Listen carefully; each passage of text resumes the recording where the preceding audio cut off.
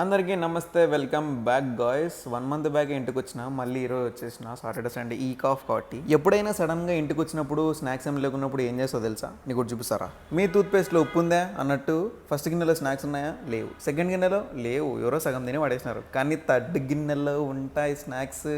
Mixture TT almost all అందరి ఇంట్లో ఉంటాయి, లేకుంటే బయట కొనుక్కొచ్చుకోవడమే. ఏం చేయలేము. ముందుగా శుభ్రం చేసుకున్న ఒక గిన్నెలోకి కాస్త మిక్చర్ వేయండి. వేసినారా?